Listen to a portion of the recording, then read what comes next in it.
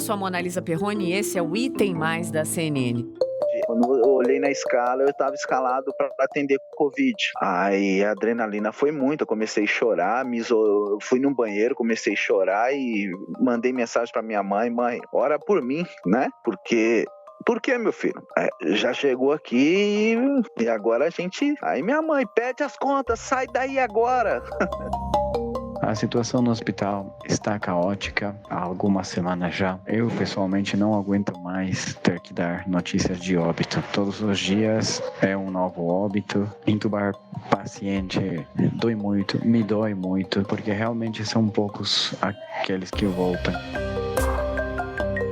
Você que está acompanhando o nosso podcast desde o comecinho, lá em março, sabe que a gente já conversou com muitos profissionais de saúde que estão trabalhando duro ali na linha de frente do atendimento aos pacientes com a Covid-19. A gente falou com médicos e médicas, auxiliares de enfermagem, pessoas que trabalham em hospitais públicos, em hospitais particulares, em hospitais de campanha. Mas aí quando você vem para casa, você começa a pensar: nossa, eu limpei minha mão o suficiente? Será que eu não estou trazendo o vírus para casa? Essas são as dúvidas, a insegurança de realmente estar lidando com o invisível. E tosse, eu já estava tossindo bastante, né? E o cansaço, mesmo a falta de ar, veio depois de 3, 4 dias. Começou a falta de ar e poucas caminhadas que eu dava já sentia muita falta de ar. E algo que ficou muito claro depois de todos esses episódios é que os profissionais de saúde em todo o mundo estão enfrentando, sim, uma batalha diferente de qualquer outra que eles já enfrentaram. A pandemia da Covid-19 tem apresentado obstáculos muito diferentes do que a maioria desses profissionais já viu ou imaginou ver. São técnicos, maqueiros, motoristas de UTIs, enfermeiros, médicos, pessoas que, pela primeira vez na vida, estão diante de uma pandemia. E quem fica doente recorre, em primeiro lugar, a quem? A esses profissionais, né? E esses profissionais não são super-heróis, não são super-heroínas, são pessoas de carne e osso igual a gente. Seres humanos com qualidades, defeitos, com sonhos e dificuldades. Tem família, tem amigos, sentem alegria, sentem medo, sentem tristeza, sentem preocupação. E é por isso que agora, mais do que nunca, são pessoas que precisam sim de mais de apoio psicológico. No Item Mais de hoje, a gente vai falar como esses profissionais da saúde estão sendo impactados psicologicamente pela pandemia e, mais ainda, de como podem buscar apoio para passar por esse momento. Aí, para começar a conversa, um número para a gente botar na cabeça e passar para todo mundo, difundir mesmo, divulgar. 0800 644 6543. Esse é o número do Telepsi, que foi lançado agora, dia 19 de maio, pelo governo. Bota o número na cabeça e também quando pode recorrer a ele. É de segunda a sexta, das 8 da manhã às 8 da noite. Eu recebo aqui a coordenadora de saúde mental do Ministério da Saúde, a doutora Dilma Teodoro. Muito bem-vinda, é um prazer falar com você. Obrigada, boa tarde a todos. Dilma, no dia 19 de maio foi lançado o Telepsi, né? O que é esse serviço e por que ele surgiu? O serviço ele surgiu diante da demanda que nós temos. Com relação à pandemia, nós sabemos que toda a população tem se angustiado muito com a questão da pandemia, com o medo de se contaminar, o medo de ficar grave, o medo de vir a morrer. E os profissionais de saúde que estão na linha de frente também gera neles um estresse muito significativo. Se a gente pensar que são os profissionais que também têm risco de contaminação, são profissionais que precisam proteger a eles e as suas famílias, eles passam o dia inteiro no hospital, então podem levar o vírus para casa. Então há toda uma angústia em cima disso e principalmente do nosso desconhecimento com relação à doença. À medida que o tempo está passando, a gente está identificando, a gente está conseguindo alternativas de tratamento, mas ainda existe muitas interrogações a respeito, a gente ainda tem pouco conhecimento e isso gera muito sofrimento. começamos a ver que os profissionais adoeciam, inclusive sendo necessário se afastar do trabalho. Países como a própria China já publicou trabalhos mostrando os elevados índices de alterações emocionais e adoecimento mesmo nos profissionais que estavam na linha de frente. Então, pensando em tudo isso, que o Ministério da Saúde propôs fazer um programa que a gente pudesse dar o suporte para os nossos profissionais que estão na linha de frente.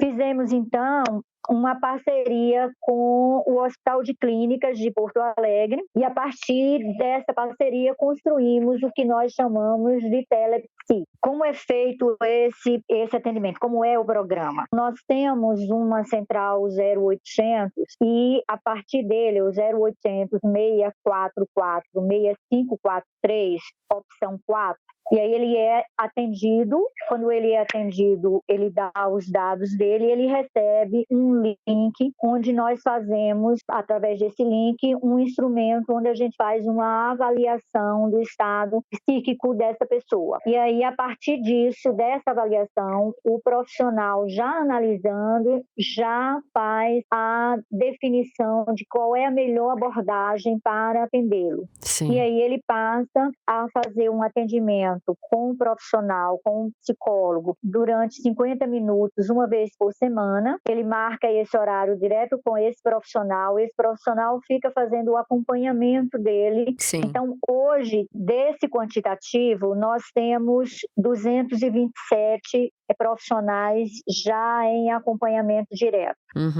E esses profissionais que estão em acompanhamento direto são profissionais, digamos assim, com quadros mais graves? Os quadros, dependendo da necessidade, então a gente tem uma análise de 56% com elevado índice de ansiedade, 21% predominantemente irritabilidade, 11% com sintomas importantes de depressão. Além disso, nós fazemos uma avaliação nesses sintomas e a intensidade da gravidade para poder a gente ver se há necessidade de uma avaliação não só psicológica, mas uma avaliação psiquiátrica. Porque às vezes a gente tem um profissional que já tenha um transtorno de base, por exemplo, ele já é portador de um transtorno depressivo e numa situação como essa pode ter uma nova crise, ele pode ter um diagnóstico de transtorno de ansiedade prévio, então ele piora. Então, aqueles que são avaliados com uma gravidade maior, eles são encaminhados para uma avaliação com o psiquiatra, para afastar, inclusive, riscos maiores. É exatamente sobre isso que eu quero conversar com você. Afastar riscos maiores. Quando a gente fala riscos maiores, a gente pode ir num outro dado que eu tenho aqui, que é 22% dos profissionais atendidos foram indicados para avaliação de risco, né? Por conta de pensamento de morte. Então, nesse gancho, pensamento de morte é algo muito grave. Tem um preconceito enorme de se falar sobre isso em todas as sociedades. Acredito nas sociedades latinas muito maior, né? Que é esconder o problema debaixo do tapete, que é o pensamento de morte, o suicídio, e no momento em que essas pessoas precisam de fato expor as suas maiores dores, os seus maiores temores. Como é que se cuida de uma pessoa que está tendo que lidar com a morte diversas vezes por dia, de uma maneira muito intensa, sendo que essa pessoa está tão fragilizada, pensando em morrer também? Por isso que nós fizemos, dentro desse projeto, o acompanhamento psiquiátrico, médico psiquiátrico, para que a gente possa fazer a prevenção, inclusive disso. Porque, às vezes, no momento de ansiedade muito grande, de tristeza, pode vir um pensamento de morte, mas não necessariamente um desejo de cometer o suicídio. Então, o trabalho é muito de que a gente possa fazer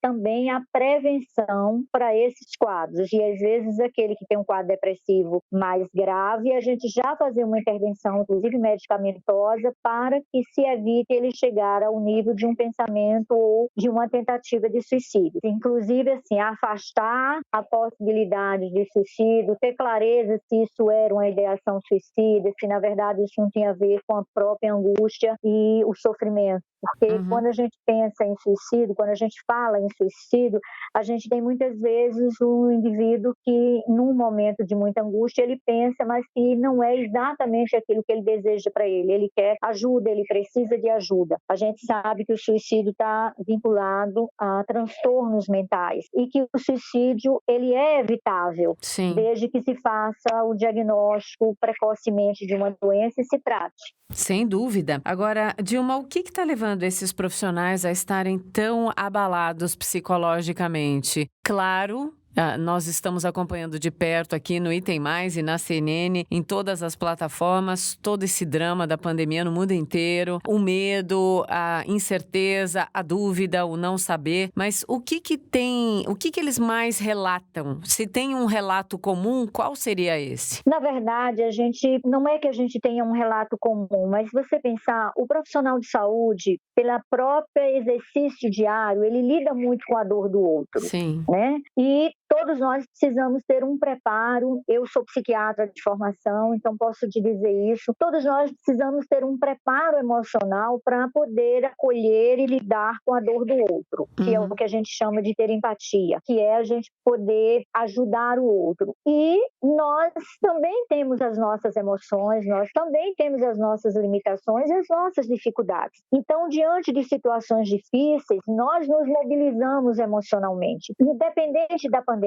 o nível de estresse no profissional de saúde já é extremamente elevado. Hoje a gente tem índice de hipertensão, de diabetes, de acidente vascular cerebral nos profissionais da área de saúde, associado ao estresse que eles vivem, né, nas próprias condições de atendimento. Tem lugares que têm melhores condições de recursos para tratamento, outros não. Então, o estresse faz parte da vida profissional nossa, profissional de saúde. É exatamente isso que eu ia te perguntar e você já acabou emendando. As condições do atendimento de saúde no nosso país, em muitas regiões, né, condições muito precárias, isso potencializa a fragilidade emocional desse momento específico de pandemia dos profissionais, claro? Sim, na verdade, a gente não estava preparado para uma situação como essa, né?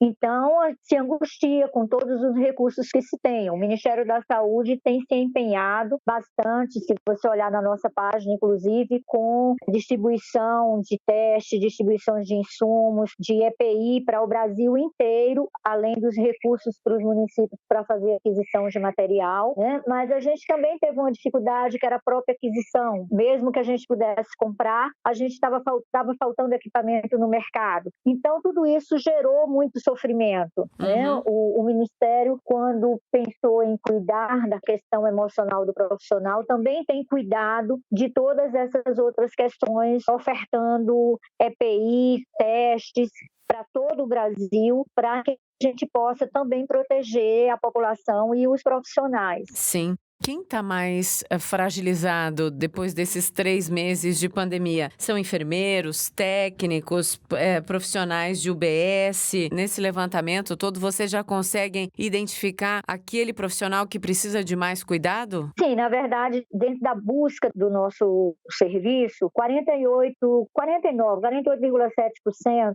eles são enfermeiros, técnicos de enfermagem e auxiliares de enfermagem. Então, se a gente pensar que são 3 categorias que estão realmente cuidando às 24 horas, né? Porque eles é quem ficam no hospital, fica na UTI, o médico também está lá, mas eles estão diretamente ligados ao paciente o tempo inteiro, se revezando. Então, eles passam por muito estresse, considerando o próprio medo da contaminação. Se a gente pensar que esses profissionais também se preocupam com as suas famílias, né? Claro. Sabendo que muitas vezes você pode se contaminar e ser assintomático. Então, gera também muita angústia de eu estar sendo assintomático que eu estou levando para minha família. Então, tem todos esses aspectos que estão envolvidos. Então, hoje a gente tem realmente enfermeiro, técnico auxiliar com um índice maior de acometimento psíquico, buscando o nosso serviço. A gente tem os profissionais que atuam na atenção básica, a gente tem um percentual de 42% deles atuam nas unidades básicas de saúde e temos 21%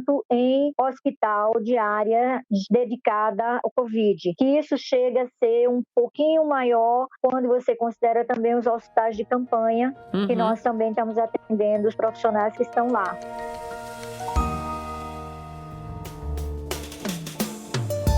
Eu queria que você falasse para a gente como é que a gente pode diminuir o impacto impacto da pandemia aí sobre a mente de todos nós, sobre a nossa cabeça? Tem como lidar melhor? Claro, você falando para os profissionais de saúde, se eles estiverem nos ouvindo, mas para todos nós, qual que é o caminho? Se é que tem, Dilma? Na verdade, a gente está enfrentando uma pandemia que é algo que nenhum de nós estávamos preparados para isso. Então, a gente tem que lidar com a doença, o luto, né? Porque as pessoas, os profissionais lidam também com o luto. Quando a gente perde um paciente, a gente também elabora um luto, que é alguém que a gente cuidou. As famílias hoje também estão tendo que lidar com o luto em função de que estão perdendo, não podem fazer a despedida do seu familiar. Isso é algo que a gente também valoriza muito, porque o luto ele precisa ser elaborado e a questão, inclusive, da despedida de alguém que a gente perde, ela é necessária para a gente elaborar esse luto e a gente não sofrer tanto, porque o sofrimento vai sempre existir. Então, assim, o que a gente pode fazer é cuidar da gente, cuidar do outro. Como é que a gente pode cuidar? Não só com os cuidados preconizados de uso da máscara, da higienização, do álcool gel, mas a gente buscar também atividades como atividade física, buscar leituras que não sejam só a leitura do que se está vivendo. Algumas pessoas gostam de fazer meditação, então é uma alternativa importante.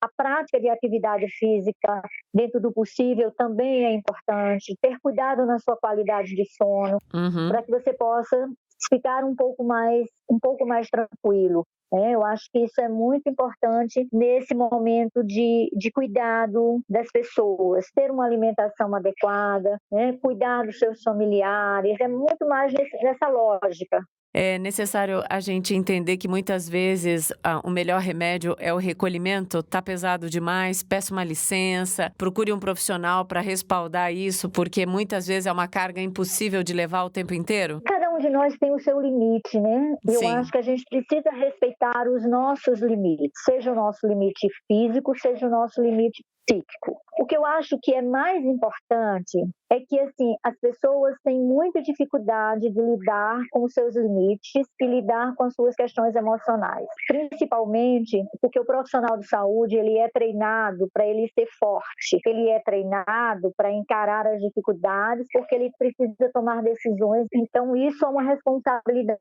muito grande. E esses mesmos profissionais têm muita dificuldade de buscar ajuda. Então, eu queria deixar a todos a mensagem de que o objetivo do nosso programa, o Telepsi, foi construído pensando no profissional, pensando na saúde dele, pensando no cuidado dele. E que as pessoas não precisam ter nenhum tipo de constrangimento, de se sentir inferior, de sentir que não está sendo capaz porque está ansioso, porque está tendo algum problema do sono. Busque ajuda, isso é fundamental, porque a gente precisa estar bem emocionalmente para cuidar do outro. Tá certo, concordo. Muito obrigada, Dilma. Até uma próxima. Obrigada a você. Um abraço. Outro. Então é isso, amanhã a gente se vê de novo? Não, a gente se ouve. Beijo.